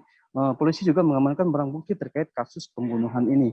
Barang bukti yang diamankan berupa 1 bilah parang dengan gagang dari kayu warna coklat dan les putih dari paralon, 1 buah sarung parang yang terbuat dari paralon warna putih dengan tali warna coklat dan hitam, kemudian 1 buah topi warna coklat kombinasi warna putih, kemudian 1 buah tas pinggang warna hijau lumut kombinasi warna coklat, 1 buah kacamata lensa putih bening gagang warna hitam, 1 buah dompet warna hitam, dan 1 helai celana jeans panjang warna biru. Kemudian juga diamankan 1 helai baju kaos warna merah, 1 pasang sandal warna hitam, 1 unit handphone warna hitam dengan kondisi layar retak, dan 1 helai celana panjang warna hitam. Selain itu juga diamankan 1 helai baju kaos dengan panjang warna hitam, 1 palang dengan yang lilit karet warna hitam, 1 buah sarung parang yang terbuat dari kayu warna coklat dengan tali warna hijau. Mengutip statement dari Wakapolres lagi, yang menjelaskan bahwa berdasarkan keterangan awal yang didapatkan, yaitu sempat terjadi cekcok antara korban dan tersangka. Kemudian tersangka langsung mencabut parang dan langsung melakukan pemocokan terhadap korban yang meninggal dunia ini. Pemocokan itu mengenai sekitar tangan, bahu, mulut, leher atau rahang, dan yang terakhir setelah korban jatuh, kemudian mengenai di leher bagian belakang. Selain itu juga polisi mengamankan barang bukti dari kasus pencurian sawit, yaitu berupa 80 janjang buah kelapa sawit, 1 buah egrek beserta tangkai yang terbuat dari bambu, 1 buah karung warna putih kombinasi warna biru, kemudian 1 lembar slip timbangan berat neto 840 kg dari sebuah perusahaan, kemudian 760 kilo juga, dan 1 buah dodos. Untuk pasal yang dilanggar tersangka D sendiri adalah pasal 338 KUHP pidana, subpasal 365 KUHP pidana. Yang subpasal 31 maksud kami pasal 351 ayat 3 KUHP pidana yang berbunyi barang siapa dengan sengaja menghilangkan nyawa orang lain dihukum karena makar mati dengan hukuman penjara selama-lamanya 15 tahun. Kemudian pasal 365 pencurian dengan kekerasan menyebabkan meninggal dunia dihukum penjara selama-lamanya 15 tahun. Kemudian pasal 351 penganiayaan yang menyebabkan meninggal dunia dihukum penjara selama-lamanya 7 tahun. Kemudian pasal yang dilanggar tersangka pencurian sawit yaitu EW, SJ, YP, dan FM adalah pasal 363 ayat 1 ke 4E yang berbunyi pencurian dengan pemberatan yang dilakukan oleh 2 orang bersama-sama atau lebih dihukum penjara selama-lamanya 7 tahun. Sekian rekan Dea, laporan dari Tanggau, Pontianak. Baik, Tribuners, berikut juga ada keterangan dari pihak kepolisian terkait kasus ini yang sudah didapatkan rekan reporter kami. Selengkapnya kami tampilkan.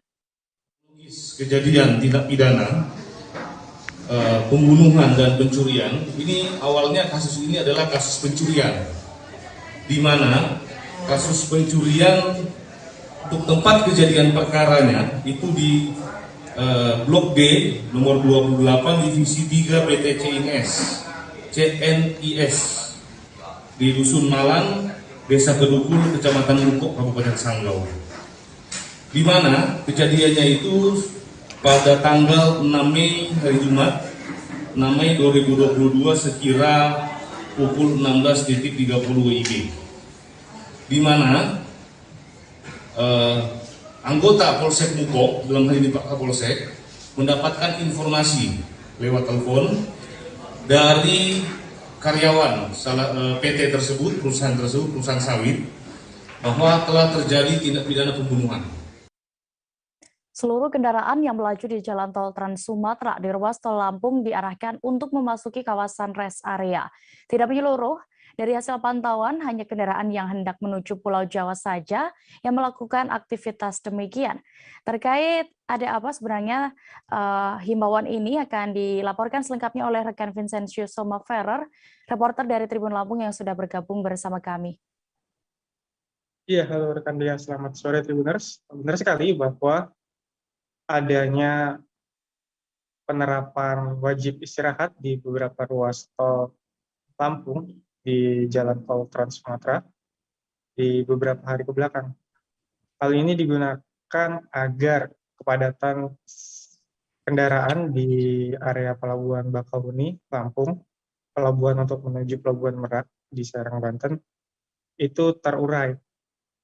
Karena memang beberapa waktu ini di arus balik khususnya, kepadatan kendaraan terjadi bahkan sampai dengan malam hari. Nah, penerapan kebijakan ini dilakukan memang hanya sebagian ruas, yakni ruas ke arah pelabuhan saja, sementara untuk ke arah Sumatera Selatan pengelola jalan tol tidak menerapkan hal yang demikian. Dari pantauan kita ada kurang lebih ratusan kendaraan hingga ribuan di satu titik rest area untuk berhenti di sana. Selain berhenti, pengelola jalan tol bersama dengan pengelola pelabuhan juga bekerja sama untuk menghadirkan semacam tiket untuk pembelian tiket kapal feri untuk berlabuh. Nah, selain itu juga ada imbauan kepada para pengemudi agar selain menggunakan pelabuhan Bakauheni ini juga untuk menggunakan pelabuhan Panjang di Bandar Lampung yang beberapa hari lalu digunakan sebagai pelabuhan alternatif angkutan penumpang di masa arus balik Lebaran tahun 2022 ini. Nah, sampai hari ini penerapan juga masih terlihat dilakukan, namun dengan intensitas kendaraan yang tidak sepadat kemarin. Hal ini merujuk pada adanya kebijakan terkait WFH dan boleh ambil cuti yang telah diizinkan oleh Presiden kepada ASN dan beberapa karyawan BUMN serta anjuran kepada perusahaan swasta. Begitu rekan dia. Baik, terima kasih rekan Vincencio Soma untuk laporan Anda dari Lampung. Selamat bertugas kembali. Kita beralih ke Kalimantan Timur. Fenomena urbanisasi musiman biasanya terjadi setelah Lebaran. Selain bersilaturahmi ke rumah keluarga, tujuan lainnya adalah mencari kerja. Di kota Samarinda, Kalimantan Timur, sebagai antisipasi penambahan penduduk pasca Lebaran, Pemkab telah melakukan upaya penyisiran. Selengkapnya terkait ini akan dilaporkan rekan Hanifan Mafuf, jurnalis dari Tribun Kaltim. Silakan rekan Hanifan. Ya, Dea.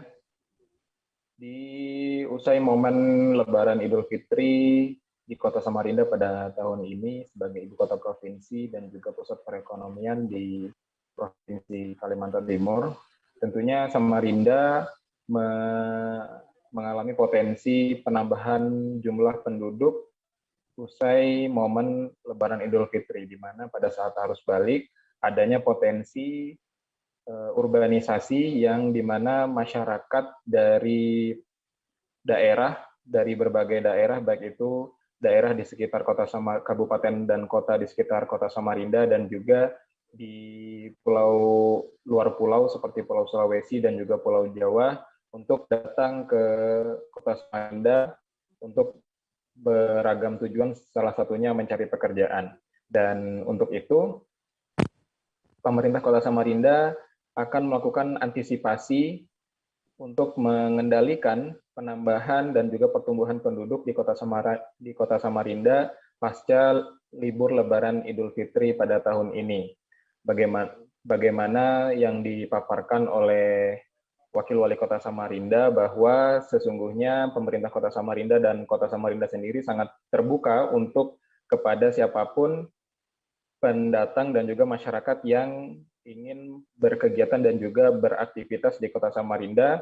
Namun Wakil Wali Kota Samarinda menyampaikan catatan agar masyarakat yang ingin mengadu nasib dan juga datang ke Samarinda harus disertai dengan keterampilan yang cukup agar bisa beradaptasi dan juga bisa memiliki daya saing untuk mendapatkan pekerjaan dan juga penghasilan di Kota Samarinda ini.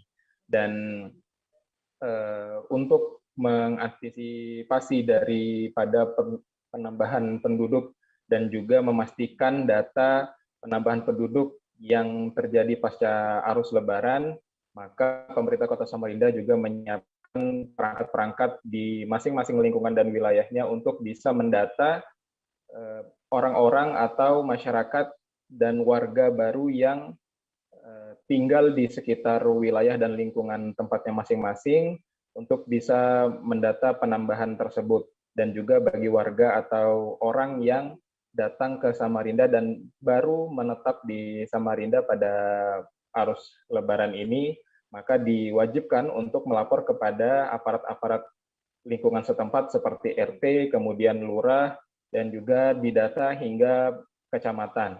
Sehingga pada arus Lebaran ini, khususnya pada arus balik, pemerintah Kota Samarinda bisa mendapatkan atau juga memantau pertumbuhan dan juga perkembangan kondisi jumlah penduduk yang ada di Kota Samarinda secara aktual, dan juga bisa memprediksi dan juga mengantisipasi kemungkinan-kemungkinan yang terjadi akibat adanya penambahan penduduk di Kota Samarinda ini, khususnya untuk menghindari masalah-masalah sosial yang dapat ditimbulkan dari adanya penambahan penduduk seperti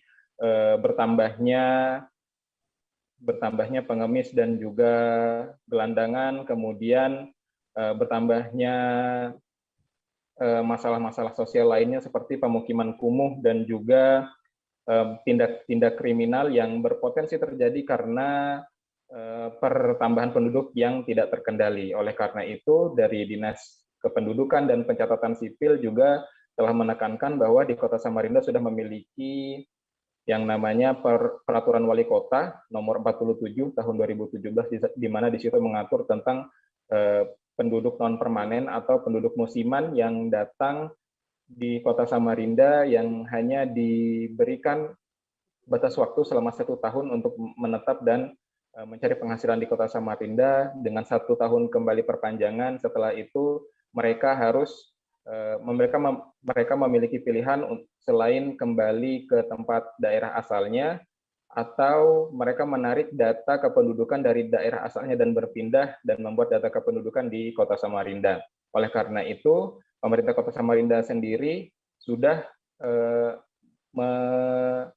menginstruksikan kepada aparat-aparat di lingkungan masing-masing seperti RT dan Lurah untuk bisa memantau perkembangan penduduk di wilayahnya masing-masing dan menghimbau kepada masyarakat yang ada di sekitar wilayah RT atau kelurahan setempat bagi warga yang baru datang dan baru menetap di Kota Samarinda untuk bisa melapor kepada perangkat setempat untuk bisa didata. Dan menurut Wakil Wali Kota Samarinda, apabila pendataan dan juga yang bersangkutan tidak melapor ke aparat setempat, maka yang bersangkutan atau orang yang datang dan menetap di Kota Samarinda, pendatang yang menetap di Kota Samarinda itu tidak akan mendapatkan akses layanan dari pemerintah karena memang datanya tidak masuk dalam database dari pemerintah Kota Samarinda sendiri. Dan rencananya dalam sepekan setelah cuti bersama libur Lebaran di tahun ini, pemerintah Kota Samarinda akan melakukan monitoring dan evaluasi terkait data penambahan penduduk yang ada di masing-masing wilayahnya, dan juga menjaring dan mengidentifikasi apakah ada penduduk dan juga warga pendatang yang datang di Kota Samarinda namun tidak melapor dan belum terdata di Kota Samarinda, maka pemerintah Kota Samarinda akan memberikan konsekuensi kepada pendatang tersebut. Begitu deh ya. Baik, Tribuners, rekan reporter kami juga sudah mendapatkan keterangan dari anggota Komisi 4 DPRD Kota Samarinda, Denny Hakim Anwar. Berikut liputan lengkapnya. Keluar masuk jumlah penduduk kan, artinya ketika kemarin ini kan banyak nih yang migrasi pulang kampung mudik setelah 2 tahun tidak mudik kan, otomatis banyak sekali.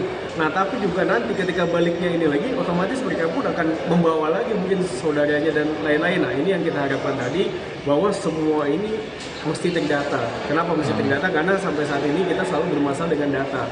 Artinya nanti ketika ada mohon maaf, ada kejadian misalnya ada bantuan sosial atau kenapa, kita sudah punya data yang lengkap gitu. Dan validitas dan juga pendatang-pendatang yang belum masuk di dalam datanya ini otomatis juga bisa diketahui dari mana datangnya, dari mana ininya, kotanya di mana dan kesini tujuannya apa. Jadi kita punya database lah yang saya harapkan nanti di Sukcapil dengan dinas sosial itu berkolaborasi dan nanti otomatis memperbarui juga data BPS kita.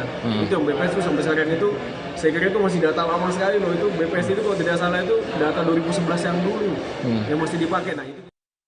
Kembali ke Jawa Timur, Tribuners, pedagang pasar hewan Splendid sedang kebanjiran omset penjualan hewan peliharaan imbas libur Lebaran tahun 2022 ini. Pengunjung memadati pasar hewan peliharaan terbesar di Kota Malang ini sedari libur Lebaran hingga saat ini. Untuk situasi terkini di sana akan dilaporkan oleh rekan Erwin Wicaksono, reporter Surya Malang yang sudah bergabung bersama kami. Silakan rekan Erwin. Ya, baik. Memang pada hari libur Lebaran kemarin yang sudah berlangsung sekitar 7 hari, lebih dari 7 hari tersebut, menjadi berkah tersendiri bagi pedagang hewan peliharaan yang ada di Pasar Splendid, Kota Malang, Jawa Timur.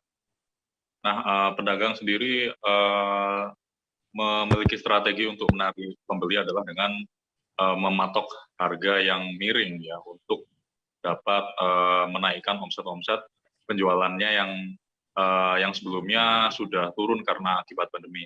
Dan saat ini pedagang berharap jadi momentum yang bagus pula karena masyarakat ataupun dengan kelonggaran-kelonggaran yang sudah terjadi saat ini karena juga kasus yang sudah melandai dan masyarakat sudah bebas mengunjungi berbagai tempat termasuk pasar hewan splendid ini. Sehingga para pedagang istilahnya itu menangkap peluang yang besar terhadap keuangan tersebut dan mematok harga-harga yang cukup miring untuk menjual hewan peliharaannya tersebut. Sebagai contoh misalnya pedagang ikan hias mematok harga ikan predator itu dengan harga 35.000 gitu, dan itu menurutnya sudah cukup murah dan tentunya strategi tersebut berhasil untuk menarik pengunjung yang ingin membeli hewan-hewan peliharaan jenis ikan predator tersebut. Dan tak hanya dari pedagang ikan saja yang mengaku dapat kenaikan omset, salah satu pedagang lain yang ini pedagang peliharaan kelinci, kucing, dan hamster juga mengaku mendapatkan kenaikan omset yang cukup signifikan dibandingkan dengan tahun-tahun sebelumnya yang merosot akibat pandemi. Pedagang kelinci sendiri bahkan mengaku merasa meraup peningkatan omset hingga 100% ya dari penjualan yang sebelumnya, dan untuk penjualan tahun ini memang tertinggi daripada perbandingan dari 2 tahun sebelumnya begitu deh. Baik, Tribuners, rekan Erwin juga sudah melakukan wawancara bersama sejumlah pedagang di Pasar Splendid. Berikut liputan lengkapnya. OI sama predator. Penjualannya bisa sampai berapa? Penjualannya bisa sampai berapa sekarang? Harganya? Iya. Oh, warna-warna mas. 50, 100, nggak mesti mas. Sehari bisa terjual berapa mas? Nggak kena hitung. 10 ekor? Lebih. Itu ikan apa? OI. Untuk sama predator itu lebih lah 10 ekor tiap hari. Ya predator itu jenisnya apa aja mas? Banyak mas, Oscar, Ibas, Alligator, banyak. Yang paling laris apa dari jenis itu? Oscar sama Ibas. Kenapa mas? Itu perawatannya lebih mudah atau? Lebih mudah, ya ikannya bagus. Oscar sekarang harganya naik apa gimana? Enggak, standar. Berapa mas? Macam-macam mas. Salah satunya? Mulai dari 20 sampai 300. lebih digandrungi apa mas kalau alligator? Dari beberapa jenis tadi itu? Kalau predator? Sini apa? Yang alligator, Oscar itu yang paling laris yang mana? Oscar. Iya. Sama Bibas. Mas, meningkat banyak lah, tapi lebih ramai tahun kemarin malah. Iya. Itu kenapa Bu kok bisa seperti itu? Kalau kemarin kan disekat-sekat gitu juga ya, itu ramai tadi. Kalau sekarang agak menurun pembelian, cuma ramai lah daripada puasa kemarin kan sebelum liburan itu sepi. Omsetnya menurun, sekarang meningkat. Sekarang meningkat. Ya. Peningkatannya berapa persen? Banyak. Sampai 50% itu? 100%. 1%. 2 kali lipat Ya. aja.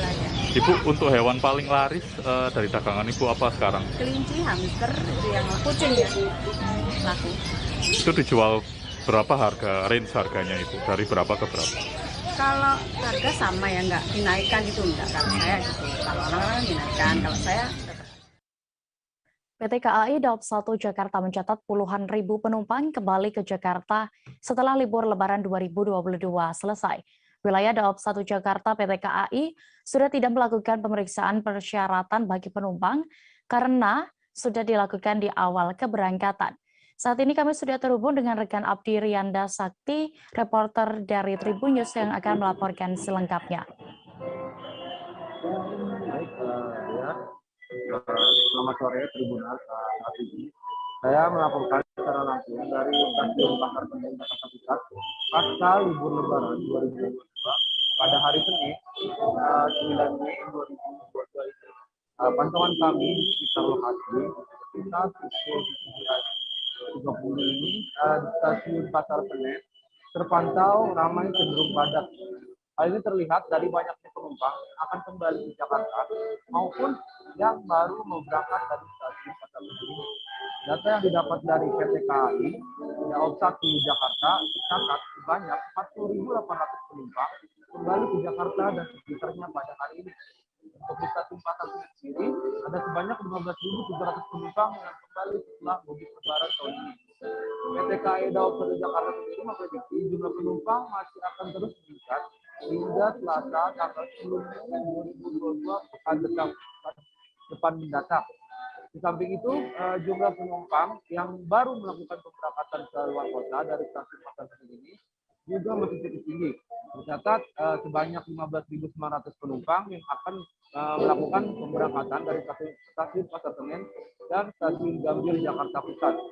Untuk di stasiun Pasar Senen sendiri ada sebanyak 9.600 penumpang, sedangkan di stasiun Gambir ada sebanyak 6.300 penumpang yang baru melakukan perjalanan ke luar kota dari stasiun besar di Jakarta ini. Demikian laporan yang bisa saya sampaikan. Dea, kembalikan ke studio. Baik, terima kasih rekan Abdi Rianda untuk laporan Anda dari Jakarta. Selamat kembali bertugas. Kita beralih ke informasi berikutnya. Mudik Lebaran menjadi salah satu momen untuk berkumpul dengan keluarga dan sanak saudara di kampung halaman. Namun hal itu tidak berlaku bagi Aibtu Muhammad Rafiq, anggota Satlantas Polresta Cirebon yang tetap bertugas di pos pengamanan Palimanan Cirebon, Jawa Barat. Selengkapnya terkait kisah sosok Aibtu Muhammad Rafiq akan diinformasikan oleh rekan Ramadan, jurnalis dari Warta Kota yang sudah bergabung bersama kami. Silakan rekan Ramadan. Terima kasih rekan Dea, dapat saya ceritakan kisah dari Aibtu Muhammad Rafiq, anggota Satlantas Polresta Cirebon yang bertugas pada momen Lebaran kali ini. Dia menceritakan bahwa ia bertugas pada momen Lebaran ini dari sejak Minggu pada tanggal 24 April 2022 hingga Minggu kemarin. Dia mengatakan bahwa ini menjadi tahun kelima bagi dirinya tidak dapat lebaran di kampung halamannya, yaitu yang ada di wilayah Brebes, Jawa Tengah. Hal ini merupakan tuntutan tugas yang harus dijalankannya hingga musim arus balik lebaran selesai, yaitu pada minggu kemarin. Dia yang mengenakan masker berwarna hitam saat ditemui tim wartakotalive.com menceritakan bagaimana suka dan dukanya saat mengamankan jalur mudik lebaran. Dia mengatakan bahwa memang ini sudah menjadi panggilan tugas negara untuk mengamankan jalur yang melewati jalanan yang ada di pos pengamanan Palimanan, baik yang menuju Jakarta maupun yang menuju ke arah Jawa Tengah. Dia memang mengatakan bahwa kurang istirahat, kurang tidur seperti itu. Namun hal itu tidak menyurutkan semangatnya untuk bertugas di lapangan dalam waktu 2 minggu seperti itu. Dia memang sudah rindu akan keluarga yang ada di kampung halamannya. Namun hal itu dapat terobati yaitu dengan melakukan panggilan video call dengan keluarganya yang ada di Brebes, Jawa Tengah seperti itu. Dia berharap setelah momen Lebaran selesai ini, dia akan berkunjung ke Brebes, Jawa Tengah untuk bertemu dengan keluarganya. Seperti itu, rekan Dea. Baik, Tribuners, rekan Ramadan juga sudah melakukan wawancara bersama Aibtu Muhammad Rafiq, anggota Satlantas Polresta Cirebon. Berikut keterangan lengkapnya. Dari tanggal 24 April sampai tanggal 8 oh hari ini ya? Iya. Itu bagaimana Pak situasi arus lalu lintas di sini Pak menurut Bapak? Untuk situasi arus lalu lintas terutama yang mudik cukup ramai ya. Terutama yang melintas di perempatan Tol Merah Palimanan ini cukup padat. Belum padat ya? Diperkirakan kapan sih Pak ini puncaknya Pak? Puncaknya ya hari Sabtu dan hari Minggu. Sampai hari ini berarti ya? Iya. Bukan besok, Pak? Bukan ya? Hari Senin sudah mulai Iya. ngantor. Oke, Pak, bisa diceritain Pak suka duka Bapak nih saat bertugas di Lebaran. Itu biasanya gimana sih, Pak? Yang jelas kita dari awal bertugas itu jelas menguras tenaga. Ya, Menguras tenaga. Kurang tidur, kurang istirahat, ya semata-mata karena untuk pelayanan harus mudik dan harus balik. Kemudian untuk hari Lebaran kebetulan saya tidak berlebaran karena melaksanakan tugas menjaga operasi ketupat. Jadi tidak berlebaran dengan keluarga. Udah berapa lama, Pak, nggak mudik ke kampung, Pak? Perayaan Lebaran Ketupat di Kampung Jawa Tondano atau Jaton Kabupaten Minahasa tahun ini ramai dikunjungi masyarakat. Ya, Kampung Jawa Tondano selalu ramai di Hari Raya Ketupat yang jatuh pada hari ke-7 atau kali ini Senin 9 Mei 2022. Terpantau banyak masyarakat yang memadati Kampung Jawa Tondano untuk bersilaturahmi bersama keluarga mereka. Selengkapnya terkait informasi seputar Lebaran Ketupat di Jawa Tondano akan dilaporkan oleh rekan Meyer Lumanto, jurnalis dari Tribun Manado yang sudah bergabung bersama kami. Silakan rekan.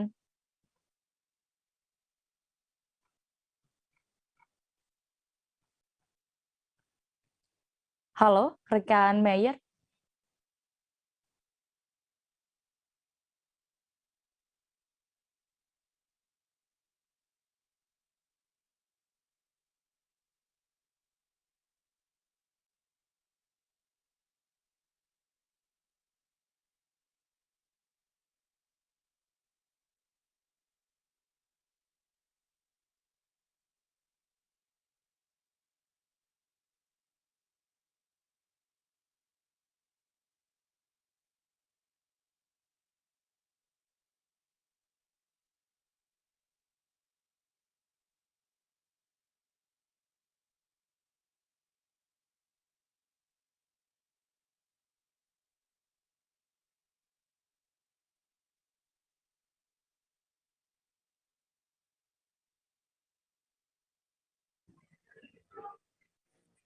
Ya, silakan rekan Meyer.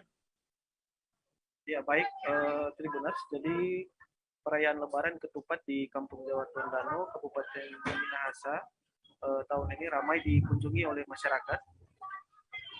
Karena memang setiap perayaan Lebaran, khususnya di Kampung Jawa Tondano, selalu ramai dikunjungi masyarakat, baik yang ada di Kabupaten Minahasa sendiri maupun di luar Kabupaten Minahasa. Ya.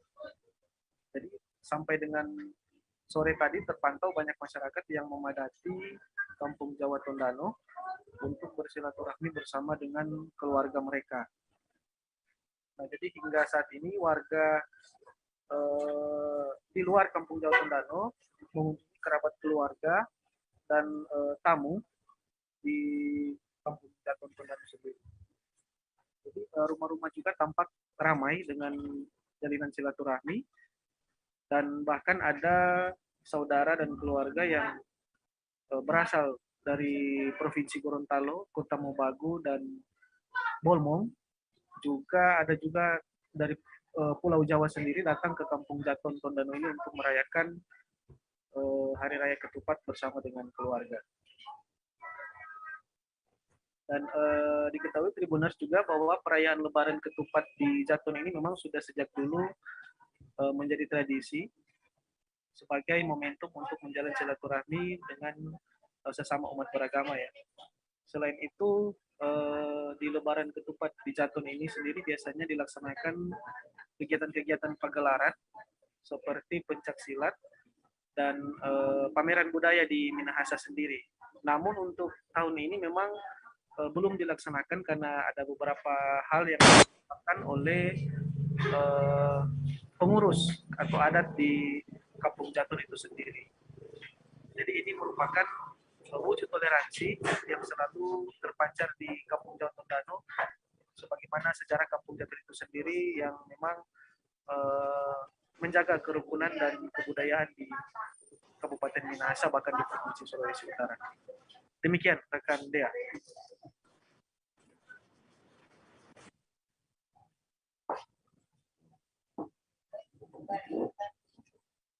Rekan Dea.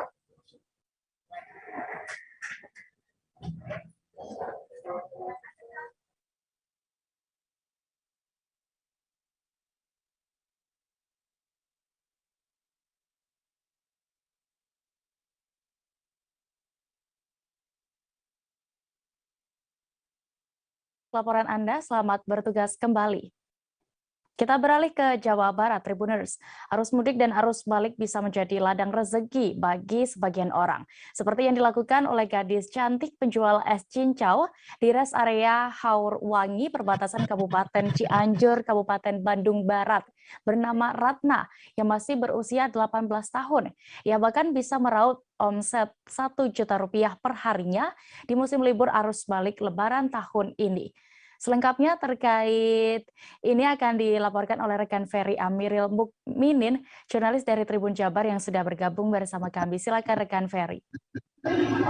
Oke, baiklah. Selamat sore pemirsa menjelang petang ya, pemirsa Tribun dimanapun Anda berada. Jadi di Cianjur selain dari kuliner manisan yang mendapat omset yang cukup tinggi selama libur Lebaran, ada fenomena baru yakni es cincau ya di perbatasan Bandung, Kabupaten Bandung Barat dengan Kabupaten Cianjur, di mana di situ ada sekitar 100-an pedagang es cincau yang memanfaatkan libur arus mudik dan arus balik Lebaran 2022 untuk berjualan, dan omsetnya sangat menggiurkan rekan Dea, bahwa dalam satu hari pedagang bisa menjual 150 gelas sampai dengan 300, bahkan ada yang 500 gelas per hari dengan omset 300.000 sampai dengan 1 juta per hari. Hal tersebut juga dirasakan oleh seorang gadis cantik ya, penjual es cincau asal Cianjur, Ratna, yang berjualan dari mulai pukul 8 pagi sampai dengan pukul 20 waktu Indonesia bagian barat malam. Nah, rekan Dea, jadi satu keluarga, ini fenomena di Kecamatan Haurwangi, tepatnya di Kabupaten Cianjur.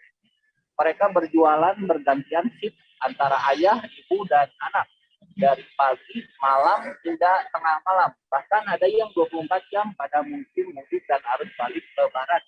Tak ayal jika para pedagang di Cianjur ini, khususnya para pedagang es cincau ini, meraup omset yang cukup menggiurkan. Dalam satu hari bisa rata-rata 500.000 sampai dengan 1 juta rupiah ya. Jadi selain dari kuliner manisan yang terkenal dari Cianjur, ada fenomena baru ya, penjual es cincau perbatasan Kabupaten Cianjur dan Kabupaten Bandung Barat. Di sini ada sekitar 100-an pedagang es cincau yang meraup omset yang cukup menggiurkan ya. Jadi seperti itu laporannya Dea. Baik, terima kasih rekan Ferry Amiril melaporkan dari Jawa Barat. Selamat bertugas kembali. Informasi tadi sekaligus menutup perjumpaan kita dalam live update hari ini. Tribuners, lantaran masih di tengah pandemi, kami kembali mengingatkan untuk selalu menerapkan protokol kesehatan dimanapun Anda berada, meski sudah mendapatkan vaksin dosis lengkap. Jangan lupa juga saksikan live update Tribun News esok hari di seluruh kanal YouTube Tribun Network. Saya Dea Mita, beserta kru yang bertugas pamit. Terima kasih dan sampai jumpa.